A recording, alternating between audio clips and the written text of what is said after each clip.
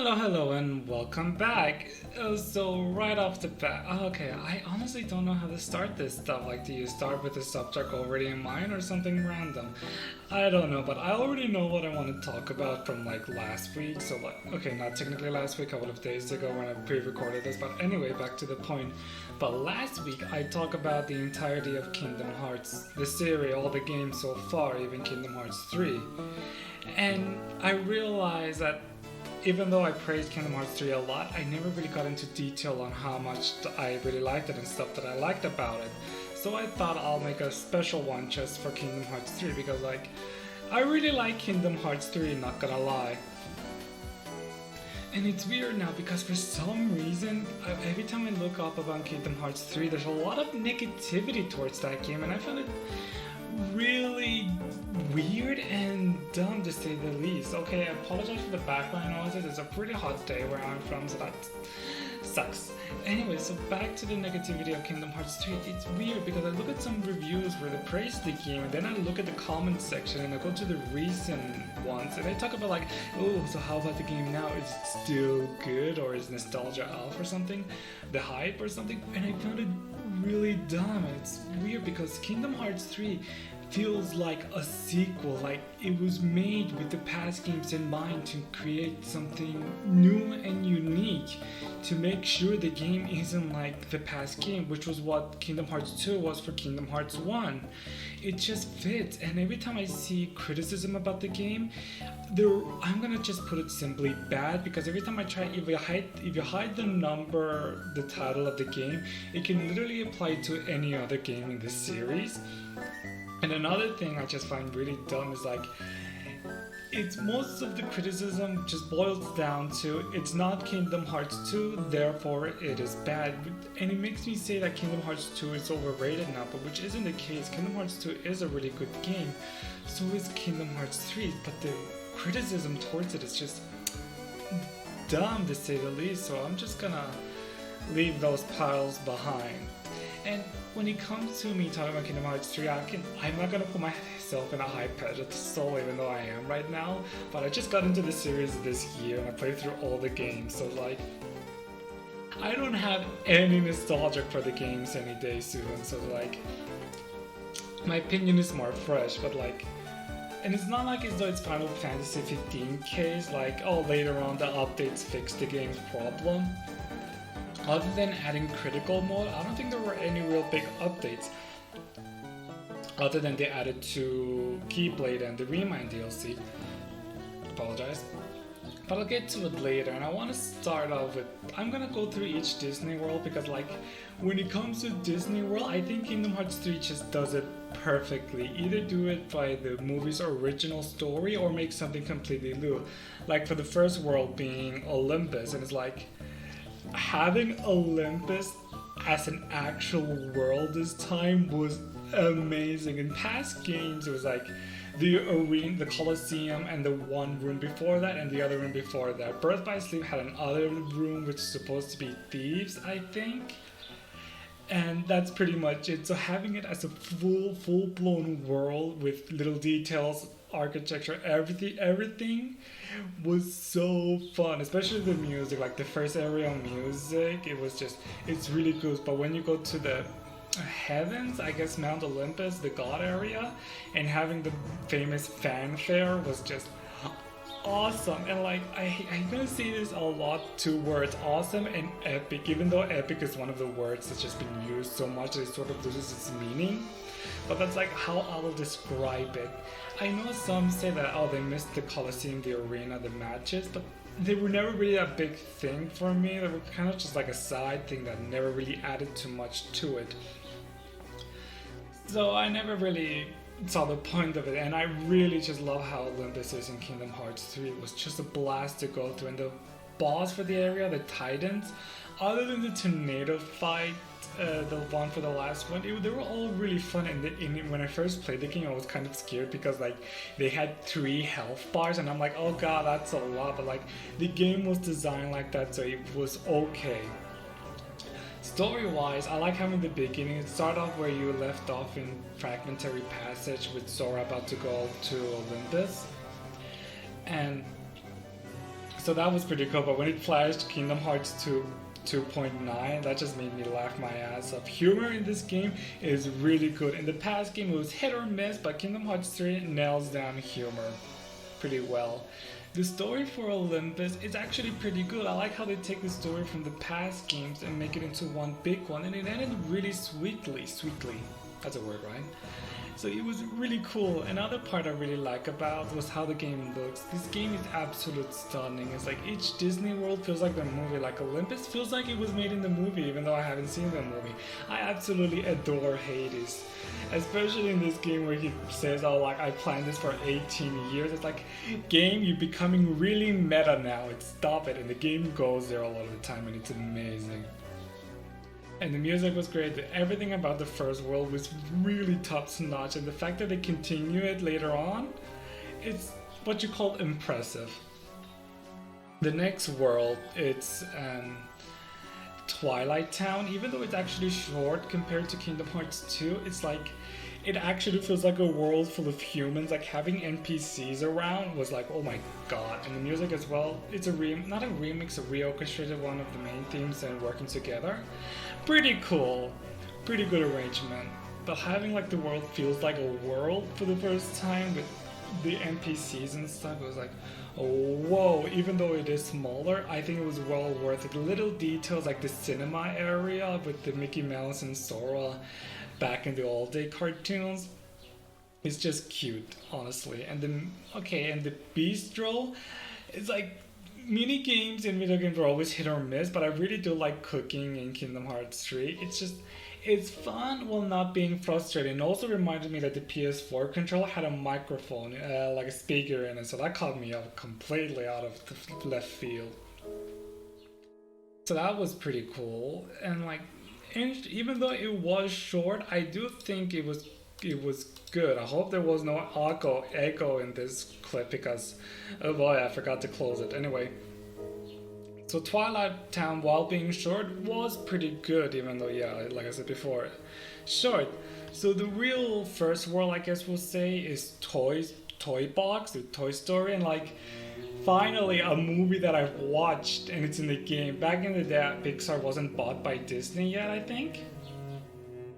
So having it in this game was so cool, and the world itself was cool. I like how Sora was a toy. I love their design, Donald and Goofy. I mean, they look like toys in the world, and it's pretty cute.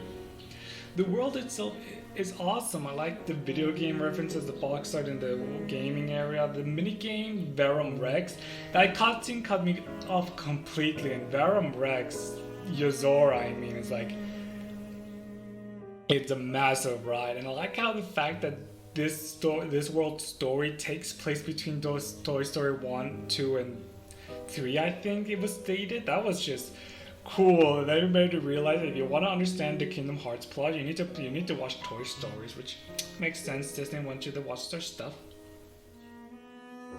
But like, and the music as well, it's like you got a friend in me, I think it's called. And I thought it would be another Bibbidi Bobbidi Boo case where it just keeps playing and it gets annoying, but unlike that, it's actually really good. And the fight theme, which I wish I know the title is, was pretty good. And I like the mini bosses, I guess you call that. Amber doll was just pretty cool, and the dinosaur one, Heartless. All this Heartless design in this game are literally top notch. It's like really high quality stuff. It's amazing.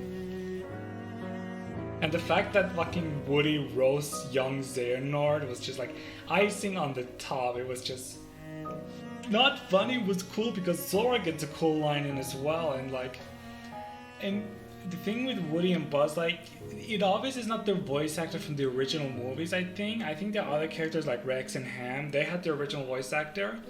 And the thing with the voice acting in this game, I think it's pretty good. It's pretty solid. The thing is, Square Enix is one of the few companies, I think, that make really top-notch voice acting for all their games.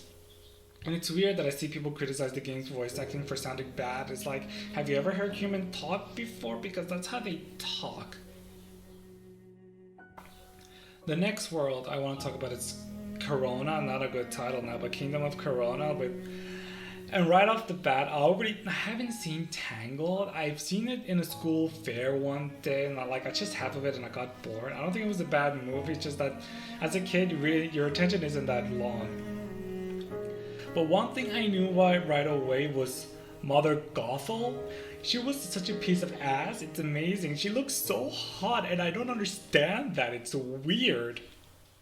Anyway, that's not the point. The world story is like the one in the movie, but unlike past Kingdom Hearts game, they were made really well into the main cast. It fits perfectly, especially the fact that Marluxia, the organization 13, I could say, they actually interact with the villain for, like, not the first time, but like genuinely actually interact with the villain, which is pretty cool, and that's what I like about it. It wasn't made like, oh, here's a Disney movie, oh, here's Sora and Donald and Goofy on the side. But no, it feels like they were made with the same spotlight, even though there was some scene cut, like how did Eugene manage to escape. But I feel like as though it was made in a way that, oh yeah, it sort of makes sense even if you haven't seen the movie, because I only see half of it, and you just pretty much make the connection.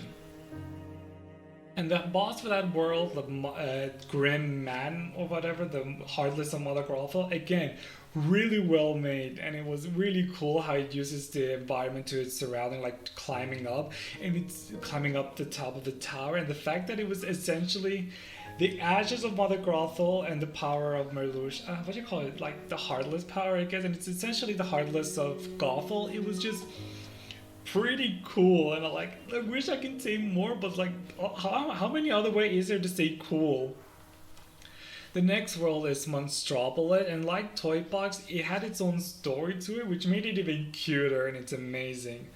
Like having and it was another movie I actually saw, so that was cool. Having Boo again was just adorable. Sully and Mike interaction, the part where they painted themselves in pink color, adorable. And the fight music, also Kingdom Corona had really good music as well, but like the fight battle theme for Monstropolis, one of the best in the game, and I'm saying it's now one of the best in the series, far none. It's just so good, and I wish I know what it's called.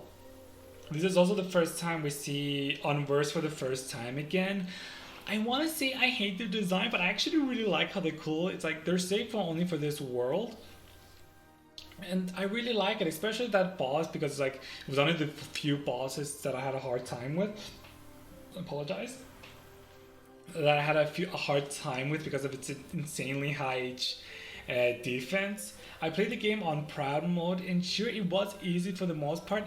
They still have a few challenges like this boss where it actually required me to fucking dodge and block. So that was cool, and the fact that Vanitas got scared by Sully and then yeeted through the door, that just made me laugh more than it should have. It was good. The next world is Arendelle. I want to say Ariandel, but I'm pretty sure it's Arendelle.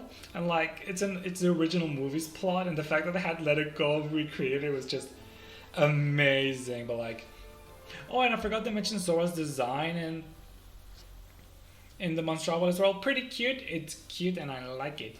Back to Arendelle, it's a cool area, and it's one of my favorite Disney worlds because of how fun it is. It's just going up the mountains 3 times, but it was fun. And the fact that instead of choosing Elsa to be like in the main cast's party, it was Marshmallow, and that was just honestly cute. The fact that Marshmallow shouted out Sora's name, adorable. And like, I did not expect it at all. That's like because I haven't seen Frozen, I didn't even know that was a character.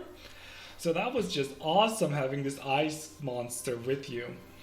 But like the Arendelle just surprises me, especially Olaf. I was expecting him to have this annoying ass high pitched voice, but it turns out he had a pretty cool, not deep, kind of like a really cool voice, and it's amazing. Not amazing, it was good. It surprises me. And the fight, what's his name again? Hans, there you go. The Wolf Skull, I want to say Skull. Another very well made design, Heartless fight, and it's not my favorite one, but one of the best one of the series. Like, a lot of the Heartless design in this game is just best, far none. It's like, how the hell are they going to prove this on later on? I will never know, but I will be surprised. But the one complaint I did have about this world is this weird sliding section where you have to go down the mountain in Goofy's shield. That was just annoying on critical mode. But other than that, it was a pretty fun world, especially the Ice Labyrinth with the Larxene. That was cool. I love her scene in this game as well. It's just, it perfectly captures her and it was amazing. And it reminds me of that the nobodies there, like each organization member had their own unique nobodies designed based on them. Like Malusha had the Scythe one, and Larxene had the Ninja one. They're all really well designed as well, very well designed as well. And the music in Arendelle, amazing again. And then the next world, the Caribbean, again, I was surprised how good it was. Like, the fact that it's like its own world and another world, the fact that the ship is a full-blown thing, caught me up so much. Even though my PS4 Slim was dying for a lot of the part, it was just amazing. Exploration was big, and I like on my second playthrough, because I played through the game like 3 different times each. One on proud mode, one on critical mode, and then on normal because I love the game that much. On my critical run, I decided, oh shit, let's just explore the Caribbean, and I waited like 3 hours just to get everything. It was insane. And it was on one of the few worlds where the original villain kept his design, like Davy Jones. He had his original design, which was cool. I liked it. It was a fun fight. And the boat combat as well, it's just pretty fun. It's like, that's what the game is for me. It's just a really fun game. Everything about it is just hella fun, especially on critical mode. Another thing I liked about the Caribbean world was, compared to Kingdom Hearts 2, the Port Royal was like fully made to an actual big area, and that just amazed me, and it was fun. And I absolutely love Vexen in this world. Like, okay, I need to look into this heart thing. Wait, it's actually a real heart? I'm talking about the other heart, not this heart. Made me laugh really hard. And Luxord as well, my favorite gay organization member, not gonna lie. And he's like, I liked him, he was cool. And the next one is I can never pronounce it, it's weird. San Francisco, I think. It's supposed to be Tokyo and Francisco, I think. And it's like, while it is shorter than most Disney World, I think it was pretty cool, even though it is a sequel to the movie as well, the story-wise. I never watched the original movie, so a lot of it just I never really got like, what the hell is Tatashi? Is he his brother, I think? Yeah, that's what it said. That was it was a pretty good world. The fact that it was a city area and like Sora was amazed by it was just really cool. And the Flash Racer minigame, surprisingly really fun, that I actually went through a couple of times. And Baymax is like a gift to the world, I'm not gonna lie. The music as well, the part where you save the Big Hero 6, I think you call them, the group, I think, the music was absolutely good. The fight itself, the fact that it was like a dark, heartless Baymax from another, I don't understand the movie at all, so it was like another universe from it or something. That was pretty cool. And Replica Rico having his time to shine as well, that was just awesome. And that one scene where they're eating ice cream and then Rock's heart sort of seeps out, and then it reminds me of the time he hung out with his friend, got me a lot. Not a lot, but it got to me. And the fact that they managed a lot of this world have the original voice actors from the movie as well, with few exceptions, that's honestly just really cool. Oh yeah, another really small one was 100 Acre Wood. I have a soft spot for Winnie the Pooh for some reason. I've never watched the movies or read the books, except for one book. But it's like, everything about it is just so childishly nice and harmless. Even though the world is shorter than the most world, I think it was done better, because in the past game you need to collect the pages of it, then go back to the world just to do it. And it felt like as though, and some of the minigame, other than that one minigame in Kingdom Hearts 2, they're just not that really fun in my opinion. And in Kingdom Hearts 3, they decided to take like the mobile game approach to it, which I think was for the better. It made it more okay-ish in my opinion, not the best, but I did like the way that the world was designed. And I think that's all the Disney World, I think. And like summons in this game, like there was some, actually other than Wreck-It Ralph, all of them was like from past games. That was pretty cool. Like I never used them because like I'm not really good with summon. Not even the past games I used summons. I don't know how to use it. I don't know how to play the games, to be honest. I'm not the best player. I'm pretty good at it, but not that much. But I guess that's all the Disney stuff about the game that I really like. Oh yeah, the Remy from Ratatouille 2. I never watched Ratatouille. Tui, I don't know. But I like him. He was there for he didn't even speak at all, but I liked it. And then so going from the main plot now, and the thing is from the Disney world, I like how they add a little bit to the main plot. It has its own story, but it added a little bit towards the main story. The fact that they mentioned new Princesses of Seven Hearts, that's such an obvious setup for our next game in this series, and the fact they already confirmed, I want to say 4, but I think it's 3, just, 4, Rapunzel, Elsa and Anna and Kairi. That's just a pretty good setup for the next game in this series, I'm pretty sure. I don't know if it's Kingdom Hearts 4 or Memories of Melodies, I think they call it. I am excited for that game. When it was first announced, I squealed hard because it's a rhythm game. I'm excited for that, but I'm not going to focus on that. And each world adds a little bit to it. In the toy box, they mentioned stuff about experimenting with the weird multiple world thing. And in Kingdom of Corona, they talk about the new 7 Princesses of Heart, and the same with Arendelle and Mastropolis, the fact that it was used because it was used to make screams like fear and Vanitas grows out of fear. That was just pretty good in my opinion. And not going for the main plot, again, it was pretty good. I like the past 3 or 2 games, I want to say. Dream Drop, okay, and Recoded as well. Recoded, Dream Drop Distance, and Birth by Sleep. They sort of set up the fact that Sora is the one that could save them all, those who are trapped in his heart or those trapped in darkness or whatever. And I like how the game just delivers in that aspect. I guess after you're done with the main Disney world, the first thing you do is go to the Dark World to save Aqua. That whole section was absolute amazing and heartbreaking. Riku had when you go save Aqua, Sora trusts in his Keyblade, and then he says Destiny Islands. And then they have this, and then they get into the Dark World, and him and Riku have this game moment with the Dream Drop Distance animation cutting. So that was just pretty cool. And then you see Anti-Aqua for the first time. It was oh god, and the music was so Dark Souls. That was amazing. And it was heartbreaking. The fact that they literally talk back to Mickey Mouse. The fact that Disney allowed it to oh, what happened, Aqua? Is you abandoned me, that's what, towards Mickey Mouse. That was just amazing. But in the end, when you save her and you have this scene referring to the opening of Fragmentary Passage of Sora reaching out for Aqua hands, oh, that got me. The fact that they wake up in Destiny Island and then Aqua didn't even realize it, and when she does, she starts crying. That's just, oh god. And then you go to the land, the Castle of Oblivion, and then, which I only realized after googling this for a bit, that whole section with Aqua puts her key out, and then the light show happened, and the kingdom just goes back to normal, to the line of departure. It's a reference to Disney when they do a light projector scene. That just, I never knew that was a thing until now, and that was just cool. But going to save Ventus was absolutely fun, and the fact that you get to play Aqua and kick Vanitas' ass was amazing, even though the cutscene later just showed her getting her ass whooped. That was dumb, not gonna lie.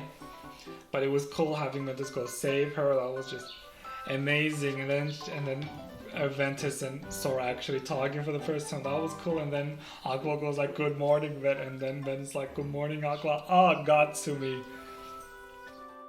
And then they all come together, and that one scene where both of them are sitting outside of Jensen Tower holding up the Wayfinder thing was just, oh, it got to me. And then you have the scene in Destiny Island where Riku and his other Riku had this really gay moment together. That was amazing. And then you have Kairi and Sora acting all cute. One complaint I do have about the story is the way Kairi is made. It sort of fixes her in Remind, by not by much, so that's literally my only complaint about the game's story. But after that, you go to the Keyblade Graveyard. The entire first section of it was absolutely bonkers. I guess you can call it 1,000, 10,000 heartless battle this time around. That was just awesome. But then you continue further on, and then all the entire group, like the 7 lights, or what you call them, 7 gatekeeper of lights, they all fucking pretty much die. And it was like, and then having Sora break down, shouting out no, was literally killed my heart into half. Like, Haley Joel Osment still does a pretty good job on his Sora voice. That scene absolutely killed me. But then you go back in time, and Sora kind of sets him off to kill himself. How should I put this? And then you go through the final world. That whole area was just really cool and mind-boggling weird. The music just made it even better. The whole area was just golden, or bluish, I should say. And then you sort of sit back time, and then you actually have the title screen of the world come up. That's a detail I never noticed until it happened. That was a pretty cool one. And then you actually go through the world, and then you fight that stupid heartless horde battle. Like, you fight it so many in fragmentary passage and sometimes in the main game for Kingdom Hearts 3, so that was annoying. But then the whole Union Cross section, you have Emperor, I can never pronounce his name for like 1 second. That was just very cool.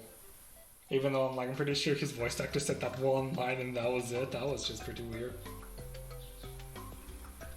But that was cool, and the fact that you had the usernames of everyone who was participated in it, cool. And now you're going to the first area where you have to fight the organization members. And one thing I liked about this boss as well, they were obviously designed with the organization in mind. Like, you have 3 of them, but the minute you take one out, they become insanely easier afterwards. They were very well made. And the first one was with Dark Riku and Zigbar. Zigbar in this game was amazing. All of the organization in this game had their screen time that they deserve this time. Even Demix, which in my original, when I talked about Kingdom Hearts 2, was my only complaint, that they never really showed him much like any other organization member. So having it in this game was just awesome.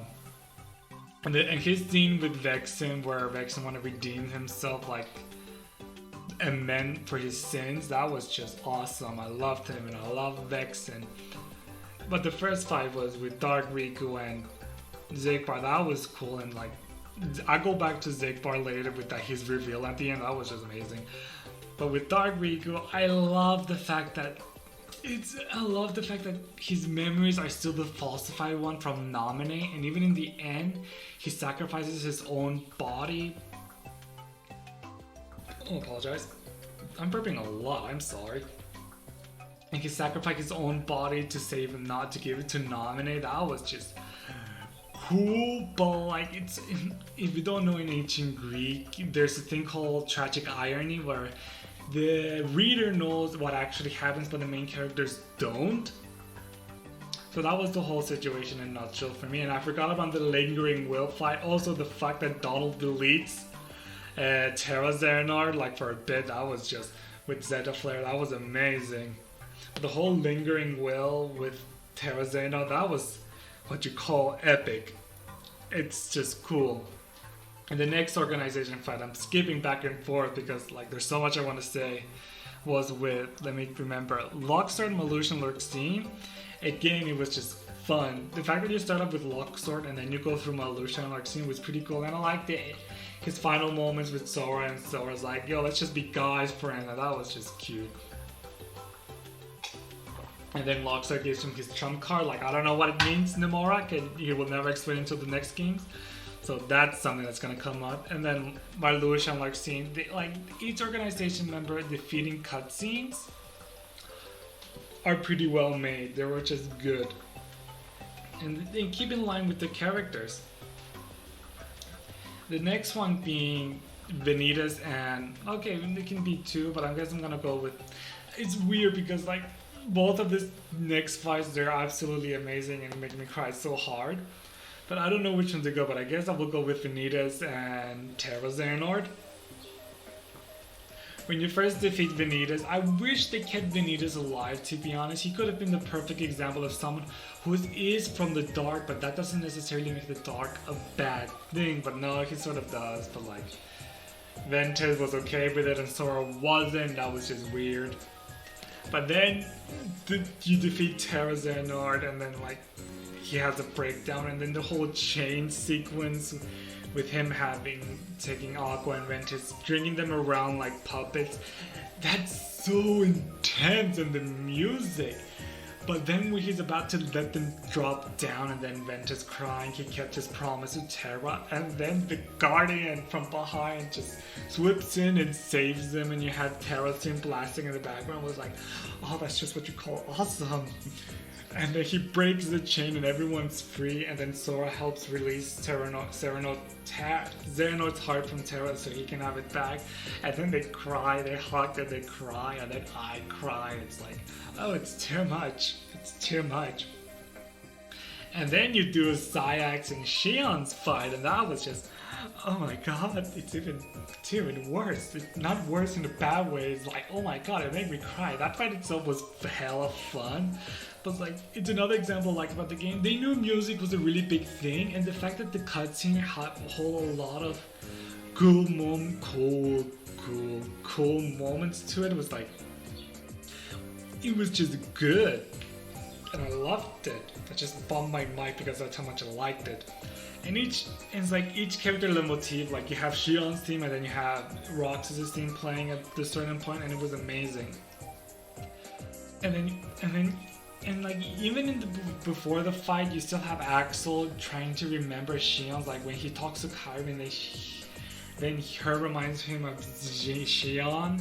That was just heartbreaking in this game. That remember her. Everyone remembers her, and it got to me. And then Roxas came back, and then everyone's hacked. And then after you defeat Zayax, Axel confronts him. And the fact that Zayax pretty much says, like, I was surprised with Zayax. He really redeems himself in Kingdom Hearts 3, and I like how, I forget if it's in Remind or in the original game as well, where he makes obvious point to reference Roxas and Axel name towards Shion, who still doesn't know who she was yet. That was obvious a way for him to try to make her remember it, and that was like pretty cool moment. And he put an emphasis on their names as well. That was just good. And like Zayax really impressive himself, even though you have Sora, Roxas, and Shion absolutely destroying him. That was just amazing. And then after the fight, you have Roxas and Axel talking for the first time, and then you have Shion just start breaking down, and then both of them break down and they hug it out. And the fact that there wasn't any stupid, oh, let's not cry, we should be happy or something, but not crying the grief, and that was just, oh, it got to me so much. And then you have Kairi being taken away, but to be frank, these two other cutscenes just made me not care about her, which is dumb. And then the last fight in the Keyblade Graveyard was the triple Xehanort fight, and like, it's one of the best fights in the game and perfectly captures them. It was obviously made with three of them together, because the minute you defeat the one and you have the other two, and then you defeat the other one and only have one left, they become extremely easy. But the three of them together was a challenging, even on Proud Mode, that was just a really good fight, especially the music. But and after you defeat them, I like how Ansem and Xemnas actually were pretty cool with their whole defeat. And then you have young Xehanort being a complete dick, but hey, you get what you get. And then you have Kairi quote-unquote dying, I guess you can say. That got to me because Sora cried and then I cry. When I see characters cry, I cry as well, not gonna lie. So that whole scene was something. And then you go and everyone goes to, and then everyone dies. No, only Kairi sort of dies. And then you go to Scala, okay, let me get the name, Scala at Kylum.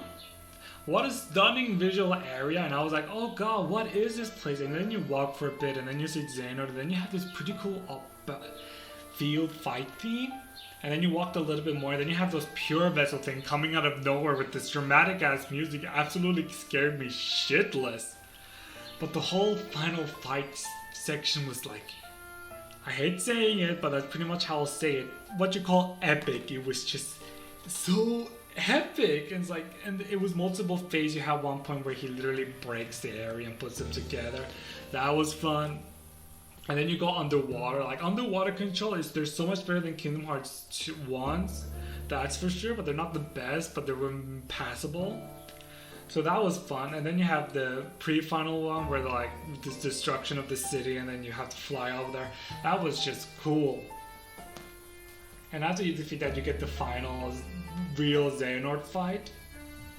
And that was just epic, awesome, everything under the sun. The music was phenomenal, even though there was some criticism towards the boss music. I will never understand those criticisms because that fight theme was absolutely amazing. The fight itself was awesome, especially on critical mode where it was challenging and fun trying to survive. That was just cool. And that was and another part, like once you defeat Xehanort, you sort of die like in-game scripted dying, and then you're like, what the hell am I supposed to do? And then through the microphone, Donald and Sora and Goofy shout for Sora's name, and I'm like, oh yeah, that made me cry because like you genuinely feel their friendship together with the three of them. It's amazing. It's amazing. And then you have the ending with Xehanort and Ericus, which completely caught me off guard because I thought Ericus was a dead deal. That was it. We never see him again. And then he had his moment with Xehanort one last time. That just got to me. The fact that I mentioned this in my other podcast, the previous podcast, where Aqua, Ventus, and Terra actually mourned for Ericus this time. That was just... And Ericus admitting for his mistakes as well. That just got to me. And then Xehanort and Ericus have their final moments together. That was just... oh my heart. And then in the end you have Sora like, oh, I'm gonna save Kairi again. It's like, okay. And then the ending, the whole thing, the Don't Think Twice, the ending theme for this game. Oh boy, that was just... oh, I forgot to mention the opening. The opening was amazing, and it's really funny in my opinion because when the game first came out, I wasn't into Kingdom Hearts at all, but I heard the opening theme because it was massive, and when I first heard it, I'm like, oh, this sounds bad, and oh, this visuals make no sense. But once I played through all the game and I watched the opening yet again, I started crying because I actually understood what the hell was going on. So that's amazing, but the whole ending thing, oh, and the simple and clean orchestration version, I mean, oh, that was just amazing. Seeing everyone going to their normal life, seeing Naminé again, and especially like you could see her in the final war, like in like a small scene of her. That was just cool and cute. But like the ending in general was just amazing. And Don't Think Twice was an amazing song. And then you have Sora slowly fading while they have his last moment with Kairi. That was just I never saw it coming, and then it got to me. It was like, ooh. And then you have that ending part with the foretellers, and then you're like, Luxu, I don't know how you pronounce his name, is that you? And then it's Zigbar. I literally start screaming in the monitor because I never saw that coming. That was just, oh, what the hell does this mean? What does any of this mean? I don't know yet. I'm so excited what's coming next. And that's like the ending. Oh yeah, there's like the secret boss, that Infernal X. The minute I got the Ultima plate and went to level 9, I did the fight. That was a big mistake. And then you had the Remind DLC, and like $30, that's a lot for a DLC, but to be frank, I absolutely love the DLC. I also bought the one with the orchestrated version because I really liked the orchestra, and I actually watched it a couple of times. It was pretty good. And the star is sort of a light for me because the minute I beat Birth by Sleep, like through all the characters' story, the game was on sale, and I'm like, I'm getting it, I want to know what happened. So that's like, everything just fitted with the stars. But then you have the Remind DLC, and like, it explained the uncertain stuff. Even though I thought the DLC, the game does a pretty good job telling what happens even to Sora dying, quote unquote. I thought it was very well explained, but I guess not. And the Remind just sort of adds more to it. Even though I did beat Remind right after I beat the main game, like the day after. So a lot of the stuff was repeating itself, but I thought the fights were fun enough on its own that I really didn't mind that. Like, you start off fighting Infernal X, but with Ventus' color scheme, and then you fight Antioco, which I thought was a fun fight, and I wanted a way to do it again, so that was a really good way of doing it. And then you fight the original localization member again. They were okay. They did add like the fact that you could play it as Riku to fight them. That was cool. And then you have King Mickey's partner time command thing, that was just cool. And then with the other one, yeah, you can play as Rox as well, which was pretty cool. And then you can play it as Aqua, which was pretty cool. And then you do the free original Xehanorts fight with the little details telling, oh, that's how they got their heart into place, how Shion got her memories back. That was just how you do it. Oh yeah, and you fight Terra Xehanort again with Lingering Will Die. That's sad, but still. And then you get to the real main of the DLC, the fact that Skylam and Kylam becomes a fully fledged area. That was just cool. I loved exploring that area. Even though it was small, it was still pretty cool. And you do fight Darksider, the big, like, the first fight in the first game. Like, it was cool, but kind of disappointing. But the fact that you could play as Kairi, that was just awesome. The fact that Kairi can literally delete Xehanort was just awesome. Also, Xehanort's design, that goat monster thing, oh my god, that was just scary. But the group fight as well with the other pure vessels, that was just epic. I hate saying epic, but that's the best way I can describe it. It was just epic. It was cool. The little details, the character banders, that was just amazing. Even though they all kind of lose in the end, that was just pretty cool. Then you have Sora linking everyone together, one sky, one destiny. That was just cool. And then you had that King Mickey segment where he's dying, and you have the music blaring that made me bawl my eyes out. I don't know why, but every time I look at King Mickey Mouse in any other sort of media, the first thing I think of, like, where's Kingdom Hearts? There's nothing there. That was just a lot. So, but once you're done with the Remind main scenario, you get the ending again with added cutscene with Sora and Kairi having their last moments. That just got to me again. And then you have the limit cut where you fight the data fights of the original Organization 13, not the original, the new one. And they were all pretty fun. I was actually managed to beat them all thanks to the Kubo coin. That thing is OP, but they were fun. No, what I mean is, the Kupo Ring were like lifesavers. They were the only reason I managed to do the fucking data fights, to say the least. All of them were good. They were hard, and like again, they were fun.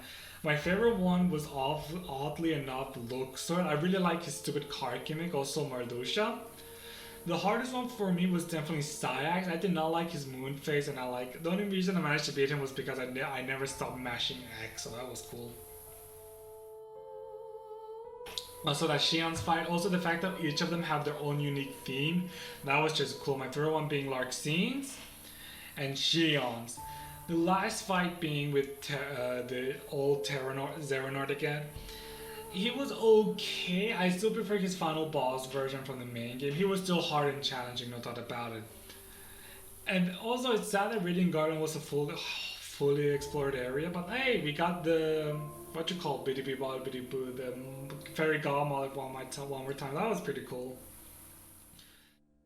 And then you have the secret episode with Yuzora. I haven't beat Yuzora, and I do not understand what the hell's going on in that scene, but the fact that Sora looks like dead, like he's literally decapitated, not what you call when someone dies and then their bodies start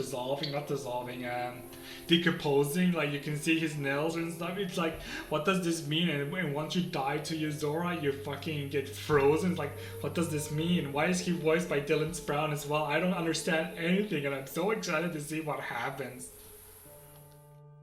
And it's like, everything about Kingdom Hearts 3 for me was just amazing. The gameplay itself, the different form changes, each gameplay design, they were all really cool.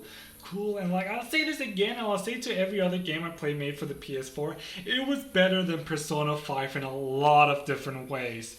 And it's like, and it's true.